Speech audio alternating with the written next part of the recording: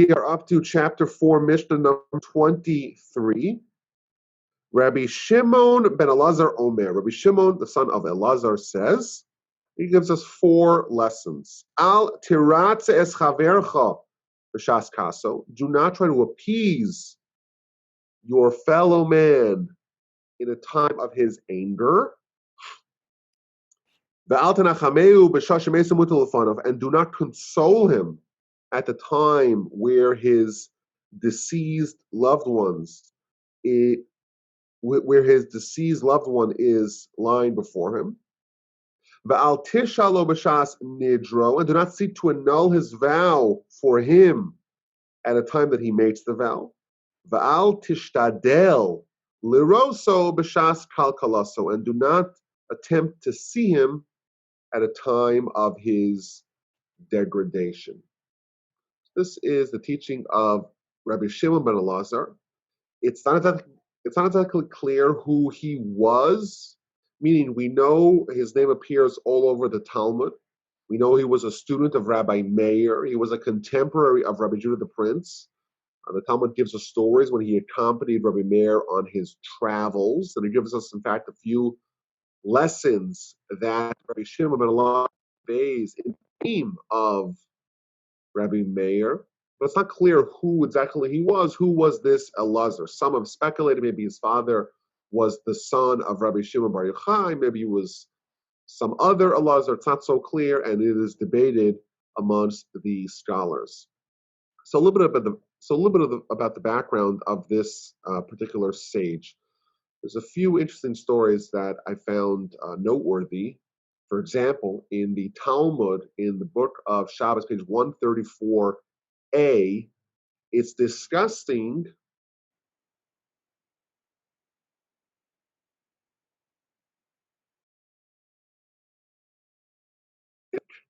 on Shabbat. That's a major subject of laws of Shabbat. What are you allowed to do, and what are you prohibited to do with regards to preparing medicines on Shabbat for a sick person? So the Talmud tells us, Rabbi Shimon ben Elazar, the author of our Mishnah, said in the name of Rabbi Meir that you are allowed to mix wine and oil to create a certain potion, a certain cream, if you will, for a sick person on Shabbat. And then he gives us a story. Rabbi Shimon ben Elazar says that once our teacher, Rabbi Meir, the same person who said it is permissible to mix wine and oil on Shabbat to create this cream, he was once sick on Shabbat. He had some sort of intestinal pain. And his students were trying to remedy the situation for him. And they said, okay, let's mix the oil and the wine as you yourself prescribed that we're allowed to do for a sick person on Shabbat. And Rabbi Meir did not allow that to be done for him. And they said to him, you're not being consistent. You yourself are permitting it, but when you yourself need this particular medicine on Shabbat, you say it's prohibited. Why is there a contradiction between the laws that you profess and what you yourself will be willing to do on Shabbat? So Rabbi Meir responded, even though I say it's permitted, my colleagues say it's prohibited. And in my entire life, I have never been so presumptuous to violate the statements of my colleagues.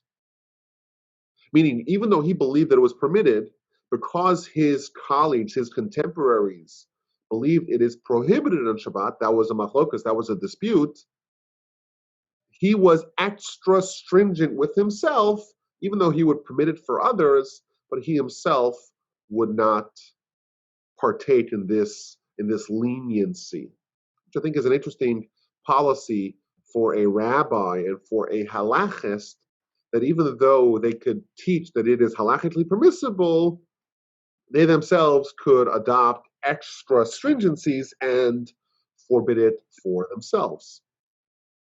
There's another amazing discussion featuring Rabbi Shimon ben Elazar in the Talmud, This is in the book of Kiddushin on page 82a, and it's talking about what kind of career someone should choose. Now, the context of this is that there's a law called yichud, which means seclusion, which is a rabbinic prohibition of men to be secluded with women that are not either their wives or their close relatives. And of course, the idea is if someone is secluded with a woman, it's not their wife, who knows what kind of hanky-panky could result. So the Talmud's talking about someone whose job, whose profession, whose occupation involves interacting with women. Like someone who's like a perfume dealer, or someone who's who sells cosmetics, someone like that. Because they are involved with women, and the women kind of need them, they have to go buy their stuff from this particular peddler, there's extra prohibitions on restrictions of seclusion of that particular person with women. Because they're more vulnerable, they're more susceptible to have something bad happen as a result of their career and their interactions with women. They shouldn't even seclude in a situation that for everyone else it would be permitted. But then the Talmud says, well, as a father, you should try to steer your child away from these kinds of professions. Don't throw him in a situation where he's always going to be interacting with women that are not his wife. It's not a good career choice. Anyway. Yeah. Has to do it in her hand, top of her hand. And there's only one nurse clinic.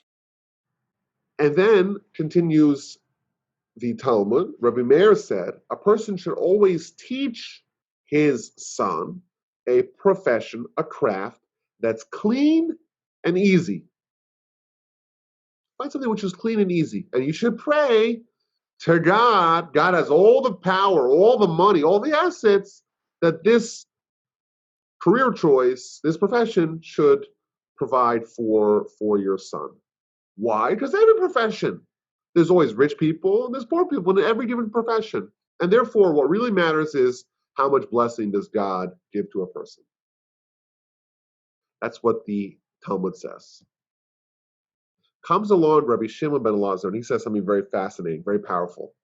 He says, did you ever see a wild animal or a bird that has a profession? Did you see a rabbit that was a tailor? Did you see a bird that was a lawyer? Did you see a deer that was a physician? Yet they are all provided. They don't have to have a job. They don't have to have training. They don't have to have credentialing. They don't have to undergo some sort of career planning. Yet they're all sustained without any pain. And after all these animals are created to service humanity. We believe, of course, that humans, that's the reason why God created the world. And as a result, everything else that exists in the world is there to service mankind. So the animals are all there to service mankind. And the animals themselves that are there to service me, they all have their needs met without having to find a profession. And I was created to serve God. I have a much higher calling in life. For sure, I should be sustained without any pain.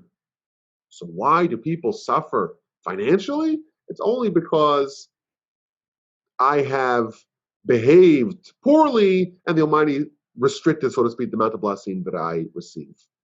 And this is a very interesting, I would say, practical, even though it's somewhat difficult, idea.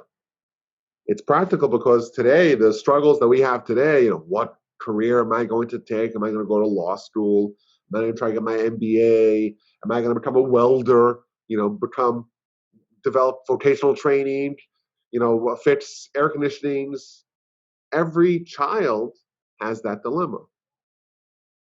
And we see, even in antiquity, there were options. You could become a peddler of perfume, or you could do something else. And our sages are telling us it's very important to make the right choices, and don't be assured or don't be under the misconception that your career choice will guarantee a certain end. You can make a career choice and become a hedge fund manager. You say, hey, all the hedge fund managers are so rich, and you could be the one that's very poor. I'm sure there are people in every field, like the Talmud tells us, that do really well, and there are people who exist in every field who do poorly. Ultimately, our outlook should be, according to the Talmud, that we should try to find a good and clean occupation and pray to God that He unleashes blessing to us in the occupation that we chose. A very interesting and relevant teaching. Now, there is one story about Rabbi Shimon ben Elazar that's such a wild story and so disturbing that you read it and it's irksome almost. Now, it's important to note that this story is clearly agatic, meaning that there is a lot of layers to this story, and the deep interpretation of the story is not necessarily revealed on a surface level. It tells us that a person should always be soft like a reed, pliable, flexible like a reed, and don't be inflexible, resolute, strong, immovable like a cedar. And the story that it gives to illustrate this is relating to the author of our Mishnah. It says that he was once traveling from the home of his teacher, and he was riding on a donkey, and he was traveling along the edge of a river, and he was very happy, and he was so proud of himself because he had studied a lot of Torah. This is the background of the story. We have this great rabbi riding a donkey, and if we've picked up this theme throughout Jewish literature, whenever someone's riding on a donkey, there's always some symbolism there. And he's so happy, and he's so proud of himself because he had just come from his rabbi's home, and he had just finished studying, and he felt on top of the world. And he meets a person who was so ugly, the ugliest person he's ever seen. And this ugly person says to him, "Peace be unto you, my master, my teacher." So this rabbi sees this ugly person, and he says to him, he says, "You're such an empty one. Why are you so ugly? Is everyone else in your town so ugly as well?" So this ugly person responds back to the great rabbi. He says, "I don't know. Why don't you go ask the craftsman who created me why he created a vessel that is so ugly?" That's the zinger of this ugly person back to the rabbi. And right away, he realizes he made a mistake. And he gets off his donkey and he prostrates himself before this person. And he says to him, "Oh, I'm so sorry that I called you so ugly. Please forgive me." And he says, "No, I'm not forgiving you until you go back to the craftsman who made me and tell him how ugly this vessel that you created is."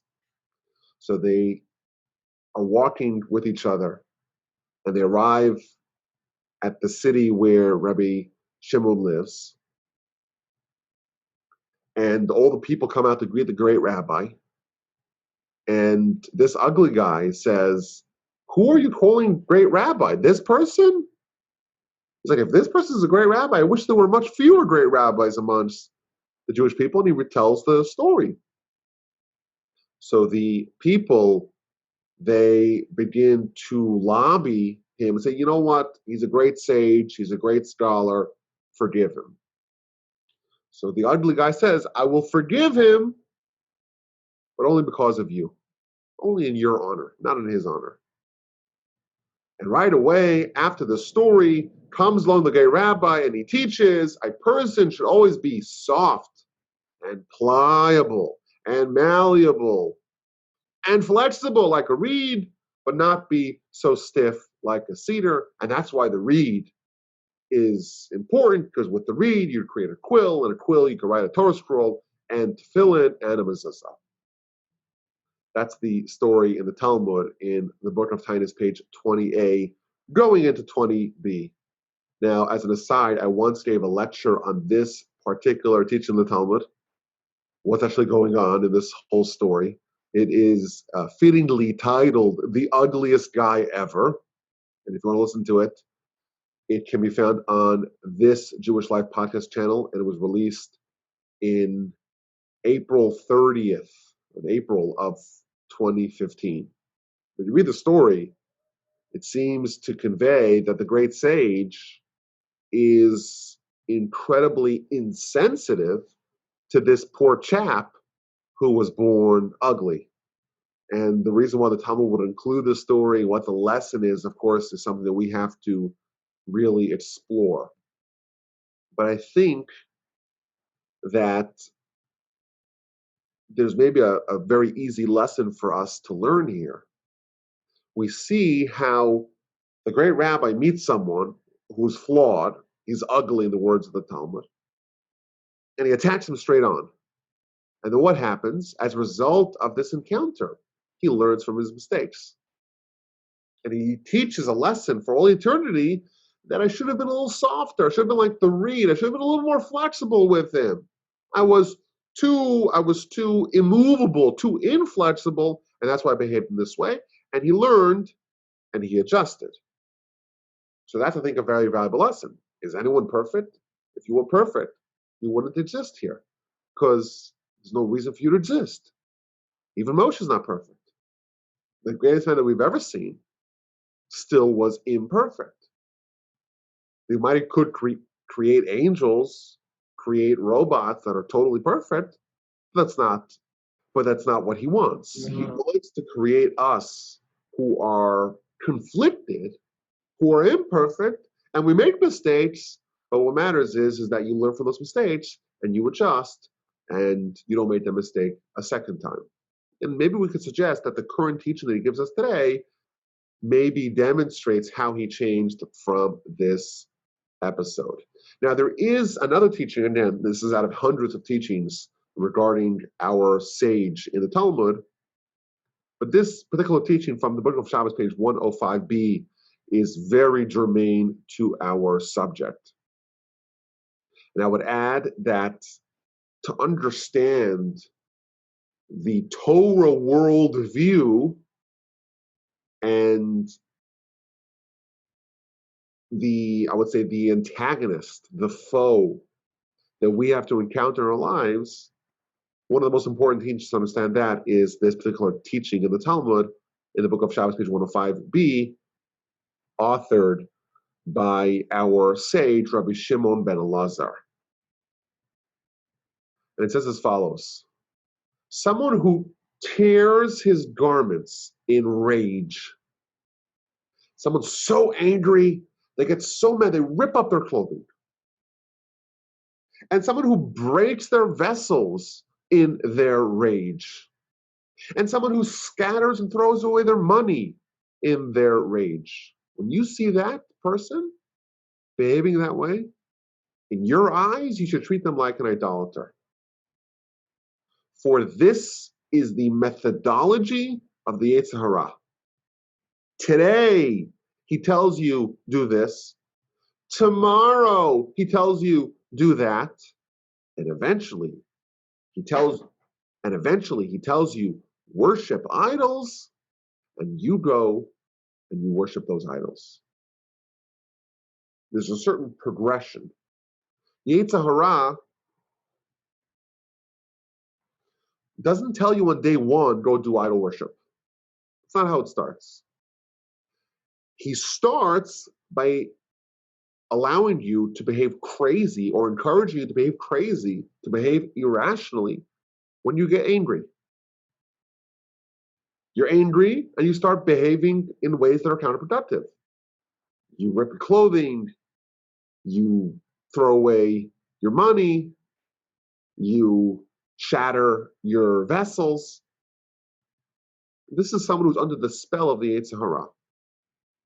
And once he has control and you're behaving in ways that are counterproductive, that are, self-harm, once you are under its domain, he already has control. And one thing will lead to the next, and eventually you'll do idolatry, which is the ultimate goal. Like a skilled persuader, like a skilled enemy, he doesn't go for what he wants at the beginning. He puts you on a path, on a trajectory, where eventually you'll get to idol worship. He comes, introduces idol worship day one, you'll say, no, thank you. No, I'm not interested in that. But he starts off by getting a foothold in controlling you. And that begins with anger. And before you know it, he is going to push you down this road, increasingly more and more severe sins, until eventually you do idolatry. Continues the Talmud. What is the verse to support this idea? Quotes a verse in scripture. Lo yihye becha Elazar. You should not have within you a foreign god. What is the foreign god that exists within a person? Invariably, the answer is, that is the Yetzer Hara, the evil inclination. So, as we mentioned in numerous times in the past, the Yetzer Hara is the force that's trying to get us to sin. And here we see it's described as a foreign god that exists within a person. The god is terminology for someone who gives instructions, but you don't have a choice to accept it or not. When there's a commandment, a directive from God, you don't have the ability to say, well, is it a good idea? Is it a bad idea? It's from God. It's binding. It's immutable. And here the Talmud reveals to us that the Yetzer Hara could be an imposter god, could be a faux god, could be a foreign god that exists within a person and directs the person how to behave. And once someone stops acting rationally with anger, they're not behaving themselves, now the Yetzer Hara is in control and they become submitted to the Yetzer Hara, eventually they're going to obey its directives in a religious manner, the way a religious devotee obeys his deity. And consequently, it makes sense to call it a foreign god. If you read our Mishnah, we find this idea is being presented. What is it telling us here? It's telling us that if there's someone who is angry, don't try to appease them amidst their anger. Why? Why not? If someone's angry, after all, you would think logically, this person's angry. They're upset. They're in a rage. So what's the logical thing to do? The logical thing to do is to say, okay, let me address their problems. What's wrong? Let's solve the issue. Let's address it head on. You're angry about something? Okay, let's fix it. But what happens? They're angry and they're mad. And you say, well, I want to come help. I want to be helpful. What the Mishnah is revealing to us is that that's not going to achieve its aim. In fact, it's going to exacerbate the anger. When someone is behaving with anger, they're under the spell of a foreign god. They're not behaving rationally. They're behaving like a religious person, so to speak, who's operating totally on dogma, totally on religiosity. There's a foreign god who's telling them how to behave. It is self-destructive. It is counterproductive. And therefore, you cannot approach this with logic, because this person is beholden, is subject to a foreign god. And this foreign god is determining, mandating their behavior. And the way this foreign god works is totally illogical, and therefore you're trying to solve the problem. You're trying to alleviate their anger, and you achieve the exact opposite. You're exacerbating their anger.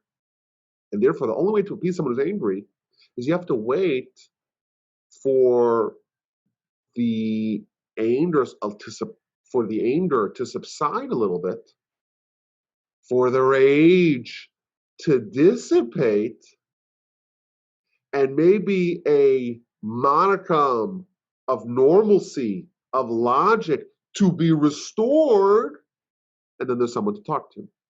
But when someone is in the fit of anger, they're not themselves. They're being controlled, they're being puppeted by the foreign god. And the foreign god does not accept logic, the foreign god does not accept appeasement, and therefore it's not the right time to try to make them feel better. And the commentaries point out something very, very deep. They say that man, of course, is created in the image of God. Of course, what exactly that means, there's books written on that subject, on those few words from Genesis. But what it definitely means on a very simple level is that there's something godly, with a capital G, within man. The Talmud's telling us that there could be a foreign God. And we could assume that to the degree that there's a foreign God that is evicting the capital G God, so to speak, the man created in the image of God, out of man. So there's something very powerful about a human. A human, there's something godly about him. There's something that can be fittingly described as man being created in the image of God. And when someone gets angry, the Talmud tells us, that is the foreign God operating within them, and therefore they are being dehumanized.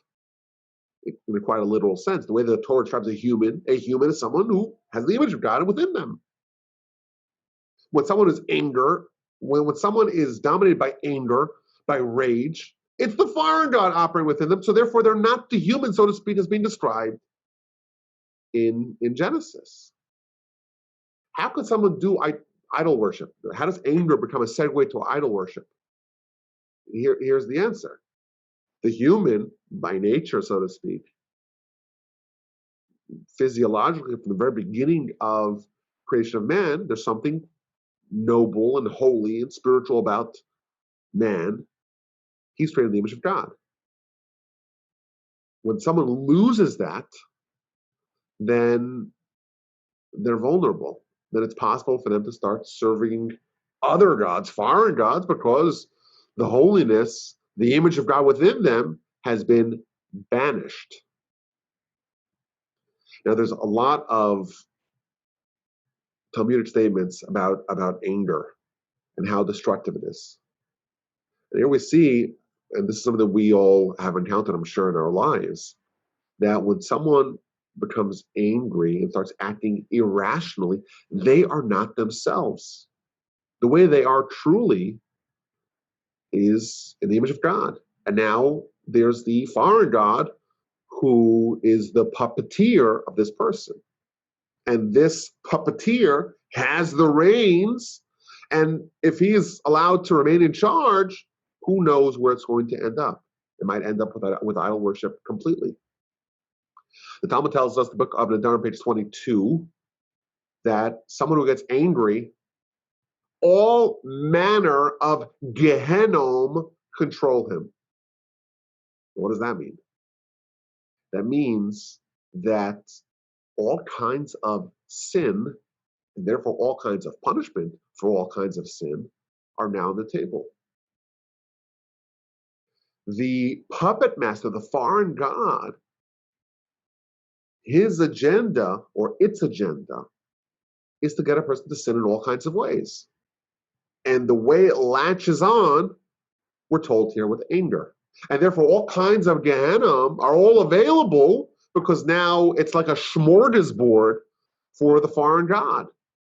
There's all kinds of options, and all manners of Gehenna now are available because all kinds of sins will now result from this foreign god making a beachhead on a person's existence. This is the foreign god that exists within a person.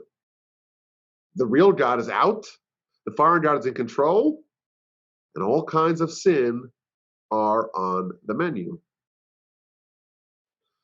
There's another interesting Talmud. Again, there's many teachings in the Talmud relating to the virtues of avoiding anger and the destructive nature of anger and rage. But one of them, the Talmud gives a list of themes that God, or the Talmud gives a list of themes that the Talmud gives a list of people that God loves.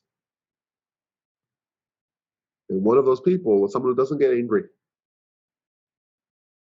Someone who doesn't get angry is not allowing the puppet master, the foreign god, to take control, to pitch its tent, to throw down its anchor, whichever metaphor you prefer, within a person.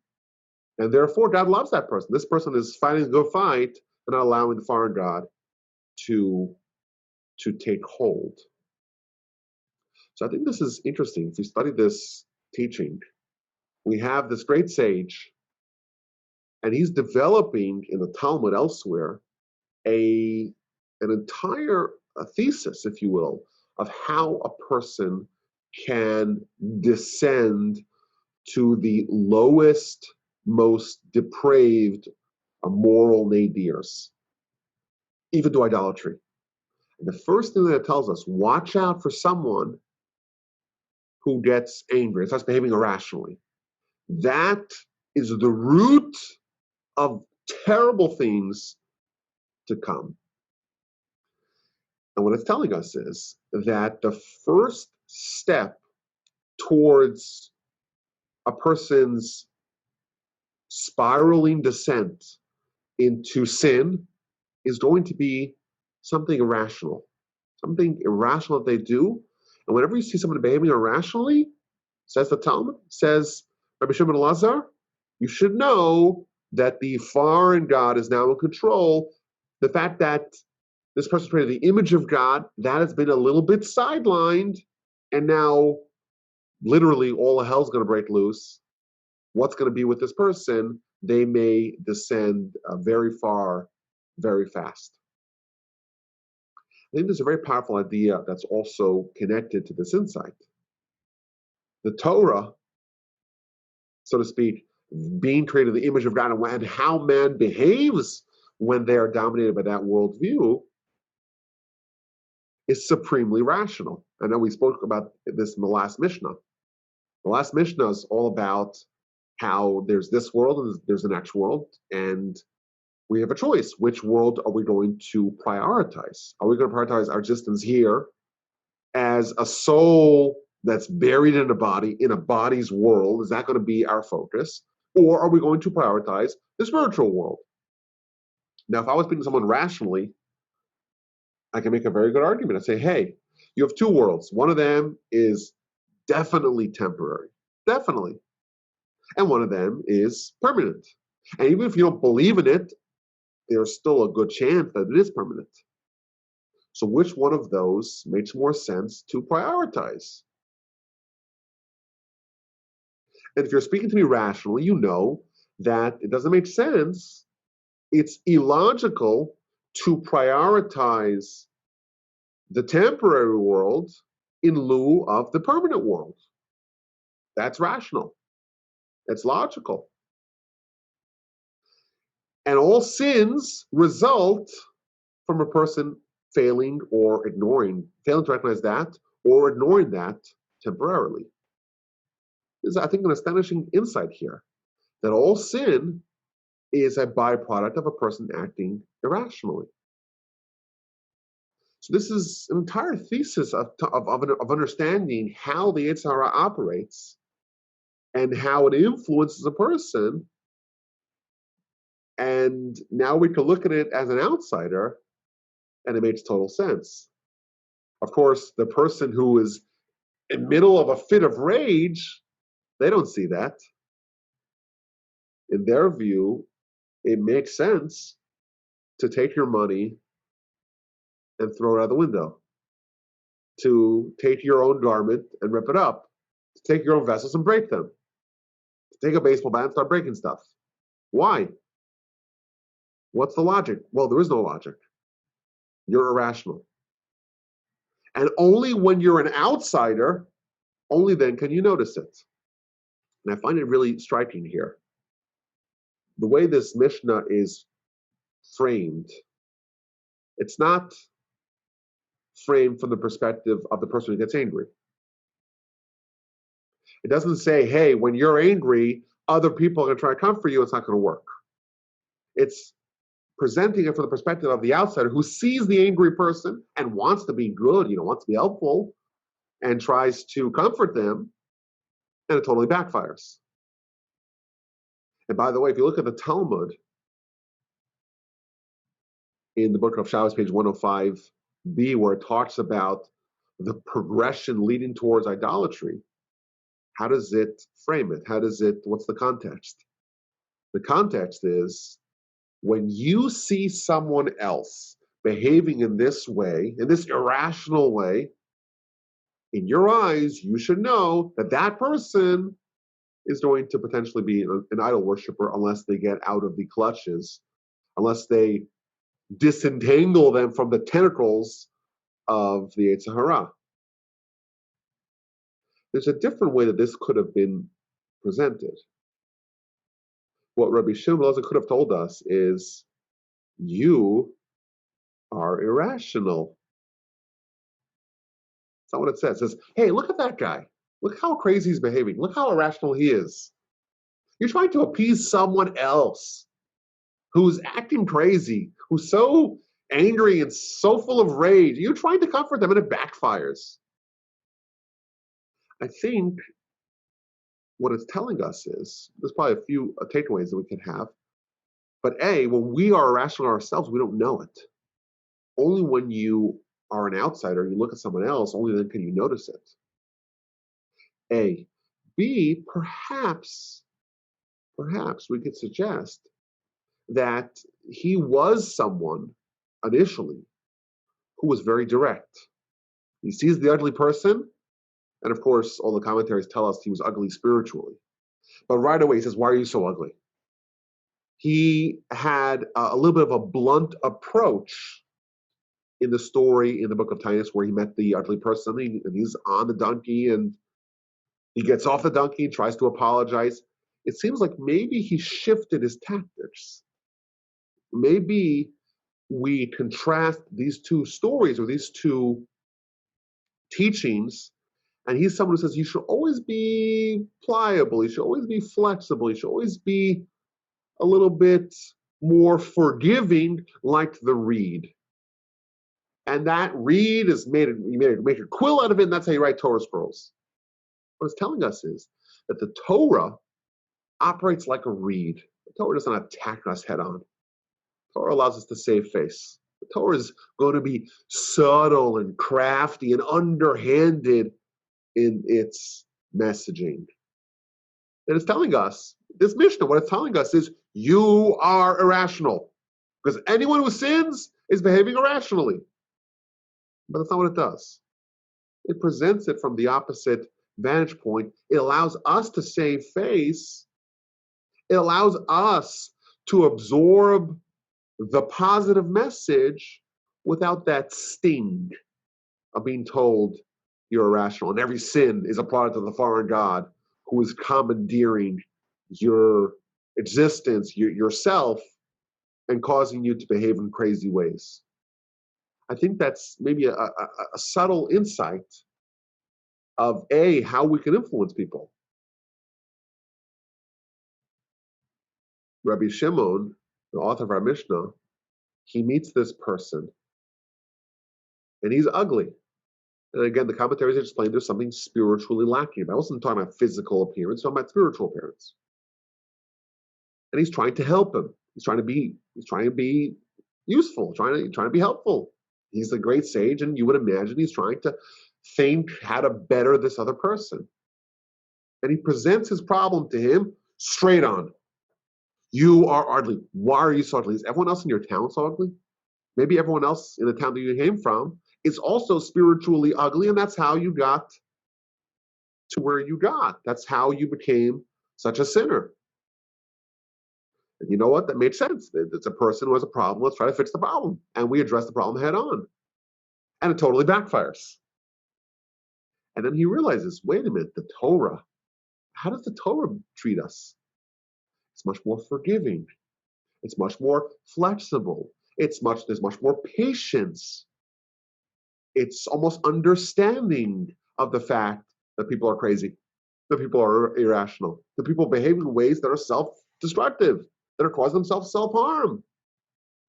And yet the Torah realizes the way to impact a person is not to tell them, hey, you're ugly. Hey, you're a sinner. Hey, you act irrational. Hey, you're controlled by the foreign god. It does it in a little bit of a circuitous way, in a gentle way, in an understanding way. Hey, look at that person. Look how crazy they look, the other person. Look how crazy they look when they get angry. And the hope is that the person themselves will say, hey, sometimes I also get angry. And maybe I look like that guy when I get angry. And maybe I too sometimes behave irrationally. Maybe I too am under the spell of the foreign god. And when a person arrives at that themselves, and they're allowed to save face, and they're allowed to draw their own conclusions, and they're allowed to arrive at the truth, they're nudged towards the truth, and they're eased into it, maybe that's when it could be most impactful. It's a fascinating teaching. I think there's a lot of psychology going on over here. People, when they get angry, they act crazy. Now, it's important to note that anger could be channeled in the proper way. There's a book called Orchos Tzadikim, The Ways of Tzadikim, which goes through all the characteristics. When it talks about anger, it goes on pages, paragraphs upon paragraphs about how destructive anger is and how irrational people are when they behave angry and all that. And then he ends off by saying, yes, but it could be selectively used to influence people. It tells us that when you want to influence someone and you want to get angry, there's a way to do it deliberately, where you are totally in charge and you're really not angry. You're not fuming within, your blood's not boiling, but you're presenting a face of displeasure. A kid misbehaves. You want to guide them to the right way. So you could put on a face, a facade of anger, and say to the kid, I'm very disappointed with you, and not really feel anger at all. But that's the proper usage of anger. I remember once when I was in yeshiva, so the Rosh Yeshiva, there was a kid who did something improper. I don't know exactly what it was, but the kid behaved in an improper way. So he was summoned to the Rosh Yeshiva's office. But the Rosh Yeshiva was trying to muster up anger. And it was all artificial. It wasn't really anger. He wasn't really angry.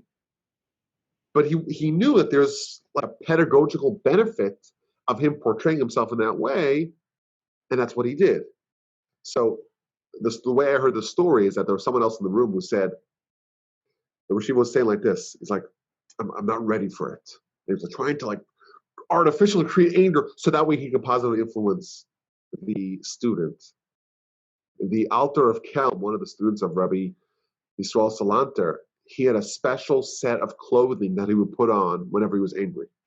It was so deliberate and so measured to say, okay, I'm going to get angry. Let me take off my tie. Let me take off my shirt. I'm going to put on my special angry clothing because, it was not at all a product of the Eitzara telling him, hey, this person did something bad to you. Let's scream back. Let's flip them the bird. Let's slash their tires. Let's get angry at them. Let's smash things. None of that. It was focused. It was deliberate. It was measured. It was done properly. It was done as someone who is in control of themselves, who is not behaving rationally, who is not behaving irrationally, who has a measured response, who is not being subject to the puppeteering of the Yetzer Hara, and then it can be a very valuable and useful insight. The Talmud tells us that there's 3 ways to judge a person.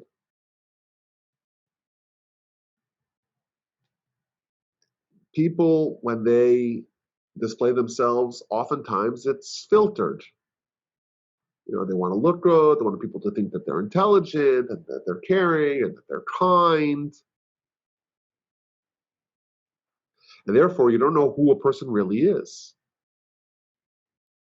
Maybe they're just putting on a good show. You never know, right? But there's 3 ways, says the Talmud, that you could penetrate who a person really is. Bekiso, bekaso, bekoso. With their wallet, how they spend their money. In America, this term, you vote with your feet, or you vote with your dollars. When you tell the pollster what you believe, that's not really what you really believe. But how you spend your money and where you choose to live, that's real votes. That really determines not just, you know, someone's professed beliefs, but someone's actual beliefs. Number 1. Bekoso, with someone's cup, when someone drinks alcohol, that's going to remove the inhibitions. That's going to take away those filters, and who they really are is going to emerge. Sometimes you see people when they're drunk, they act nuts. I'm like, how is this the same person? The answer is that's always the same person, and they were presenting themselves fraudulently, or they were presenting themselves in a way that was inaccurate. And then sometimes you see people who are drunk, who are so loving, who are so kind, who are so generous. It's because that's who they really are, and that was kind of flowered, that was surfaced with a little bit of alcohol. And finally, bekaso, with someone's anger. When someone gets angry and they behave crazily or irrational, it shows that the irrational God, the foreign God, really has a good foothold within them.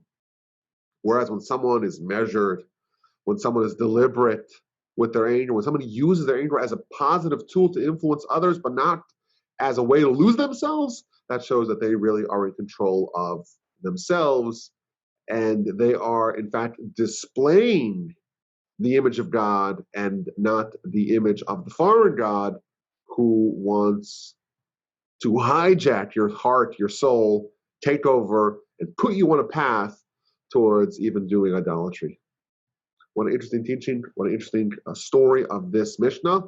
As always, my email address is rabbiwolbe@gmail.com.